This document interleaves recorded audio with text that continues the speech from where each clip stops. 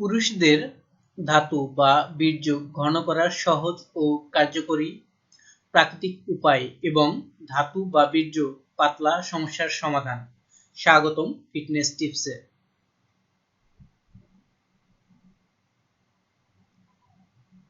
বীর্য পাতলা হলে যৌন মিলনের সময় খুব দ্রুত বীর্যপাত হয়, আর এতে স্বামী স্ত্রীর মধ্যে মনোমালিন্য সৃষ্টি হয়। পুরুষদের মধ্যে প্রায় বেশিরভাগই বীর্য গাঢ় করার কথা ভাবে কিভাবে যৌন মিলনকে আরো দীর্ঘস্থায়ী করা যায়। সাধারণত নিয়মিত পুষ্টিকর খাবার খেলে এমনিতেই পুরুষের বীর্য ঘন হয়ে থাকে। যেমন প্রতিদিন দুধ, ডিম, মধু গ্রহণ করলে সাধারণত আর কোনো কিছু দরকার পড়ে না। তবে কিছু নিয়ম মেনে খেলে আশা করি উপকার পাবেন। বন্ধ করুন ধূমপান। ধূমপায়ীদের শুক্রাণুর সংখ্যা অধূমপায়ীদের চেয়ে 22% কম হয়। টাইট আন্ডারওয়্যার বা প্যান্ট ব্যবহার করবেন না, ঢিলা জিন্স ব্যবহার করুন। সেক্স বেশি করার চেষ্টা করুন হস্তমৈথুনের চেয়ে, পারলে হস্তমৈথুন একেবারে বাদ দিন। অ্যালকোহল খাওয়া বাদ দিন একেবারে। অ্যালকোহল বা মদ খেলে শরীরে এস্ট্রোজেন, নারী হরমোন লেভেল বেড়ে যায়।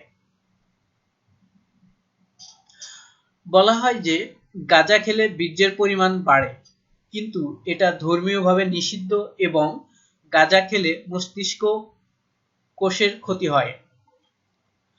পান করুন প্রচুর পানি, 2 লিটারের বেশি দিনে।